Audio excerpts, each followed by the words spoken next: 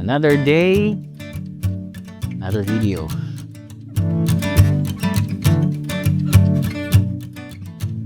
Time for me to go to my work.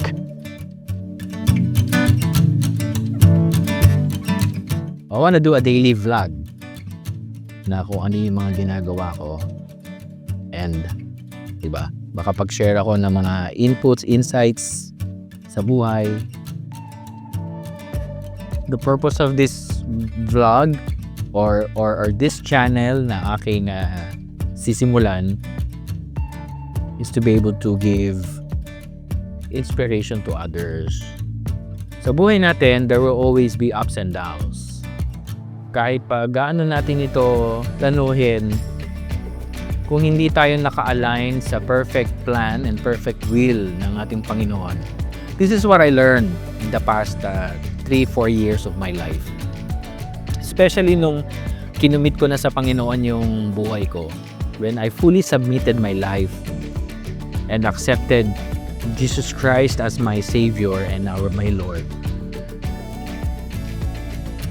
Sa lahat ng mga pagpaplano ko, kinokonsulta ko muna sa Panginoon. Is this the right path? Tama ba tong gagawin ko? So lahat kinokonsult ko. And sasabihin ng ibang tao, paano mo naman malalaman ang sagot ng Diyos? Yung sagot niya lagi nasa Bible. Yung sinabi ng Panginoon kay Jeremiah sa Jeremiah chapter 29 verse 11. For I know. Diba? Sino nagsasalita dun? Ang ating Panginoon. For I know the plans I have for you. Plans to prosper you and not to harm you. Plans to give you a hope and a better future. I know. Diba? Grabe, kung pangahawakan natin yung salitang yun, ako pinangahawakan ko lagi yun, mga kapatid. Kasi alam ko na merong mabuting plano ng ating Panginoon. Na sometimes, meron tayong gustong naisip natin na gusto kong gawin to, try ko nga ito. Siguro, okay ito. Pero, I always pray na may mga bagay na, Lord, pag hindi ko nakamit hindi nagtagumpay itong planong ito, I know you have better plan for me. Dahil pinangahawakan ko ngayon na sinabi ng Panginoon, for I know the plans I have for you. Bakit ko to nasasabi? Kasi kapag may better plan ng Panginoon, minsan hindi natin naiintindihan to. Na tila parang, halimbawa, for example, no, sa pag-a-apply mo ng trabaho, inaasam-asam mo yung trabahong yon, gustong-gusto mo na yon, ini-imagine mo na, pinaplano mo na ano yung mga, di ba, pwede mong makamit pag nakuha mo yung trabahong yon. Tapos biglang, alam mo yun, biglang hindi ka natanggap. So yung heartache talagang mararamdaman mo talaga kasi alam mo na pinagandaan mo. Pero towards the end of the line, meron pa palang mas better plan o may better plan ng Panginoon na hinahanda ka niya doon. Nilalayo ka niya sa possibility na pag napunta ka dito sa trabaho mo to, baka makalimutan mo na ako. Diba? Yun ang number one eh. Kailangan hindi natin makakalimutan ang ating Panginoon. Hindi natin makakalimutan na apart from God, we as man are nothing. So, yun, laging ganon. Na yun ang lagi kong nasa isip ko na, Lord, alam ko hindi nangyari itong planong ito because you have better plans for me. And I will submit to your plan. Kung ano man yung plano mo, Panginoon, I will submit. Because you know, diba? You know better than me. Before you were formed, I knew you. Parang, wow! Parang diba? Grabe. So lahat pala tayo, ilan tayong tao? Billions of people. Alam ang bawat isa sa atin, kilala ng ating Diyos. Dahil sinabi niya mismo kay Jeremiah na alam ko na kung ano yung nararapat para sa iyo. Bago ka pa mabuo sa sinapupunan ng iyong ina, kilala na kita, I knew you. Wow! So grabe yung wisdom, grabe yung katalinuhan, kagalingan ng ating Panginoon. No one can ever top that. Kaya grabe ang ating Panginoon Diyos eh. Diba? Kamangha-mangha. Hallelujah. Praise the Lord. Kamangha-mangha ang ating Panginoon. Lahat tayo, hindi natin pwedeng sabihin na kung naiintindihan lang ako ng Diyos. Sinabi niya nga mismo na bago ka pa may panganak, kilala na kita. Nagsarap ng pakiramdam na meron nakakakilala sa atin. So with that said, alam ng ating Panginoon kung ano yung mga tanatakbo ng isip natin, ano yung puso, nilalaman ng puso natin. Yun lagi ang mahalaga sa Panginoon. Yung heart check. Parang ito, mag-heart check tayo. Ano ba yung dinidesire ng puso mo? Magsimula nung naging ganun ang aking pangunawa sa mga pagkakataon, mga bagay-bagay. Pag may isang bagay na hindi ko nakakamit o hindi nangyayari, ibig sabihin, merong better plan ng Panginoon. He has better plan for me. Hindi lang plans. Dati, lagi kong iniisip ang contingency plan. Pag hindi nangyari yung plan A, dapat may plan B ako. Ngayon, ang lagi ko na lang iniisip, pag hindi nangyari itong planong ito, doon ako sa plano ng Panginoon. Doon ako kung ano yung gusto ng Panginoon mangyari sa buhay ko. Bakit ko nasasabi to? Kasi just recently, meron akong dinidesire na mangyari sana sa aking buhay. Diba? May dinidesire ako na dito ko nakikita yung sarili ko sa career na tinatayuan ko ngayon, sa career na mundo ng ginagalawan ko ngayon. Eto, dito ko nakikita ngayon. So, I made a plan. I consulted the Lord. Lord, gagawin ko tong planong ito ayon dito sa kalooban mo. Kung ito ay naaayon sa kalooban mo, mangyayari ito.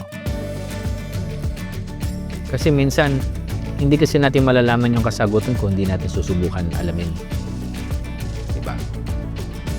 So, ginawa ko, hihinain ko na yung proposal.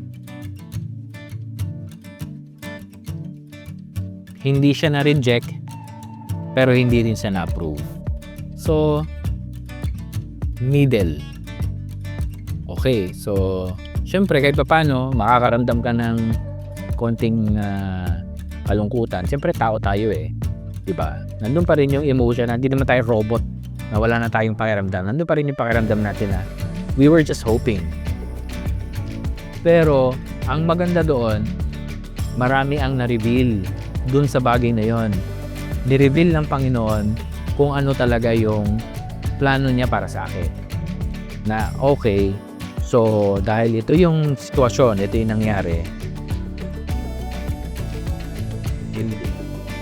at least now I know. Diba? Parang ngayon alam mo na, kumbaga pinoposisyon na tayo ng Panginoon, pinoposisyon ako ng Panginoon, pinapakita niya sa akin na on a bird's eye view na talagang malawak na pangunawa at malawak na pag yung makikita mo yung sitwasyon, makikita mo yung mga bagay-bagay na okay.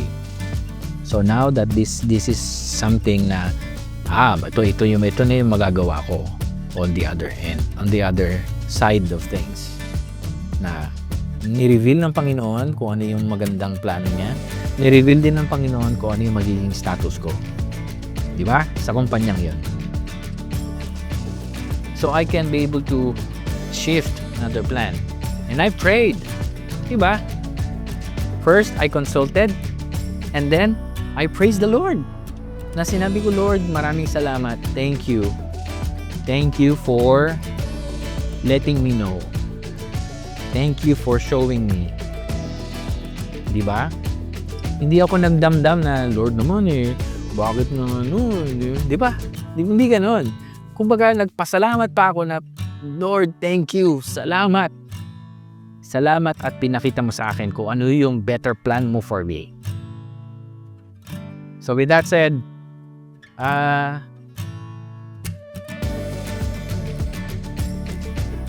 unti-unti merong mga pumapasok na idea, unti-unti may inspiration na binibigay ang Panginoon, unti-unti parang there's a clearer path na, okay, this is something that I know, pagdating ng 2026, alam ko kung ano na yung gagawin ko.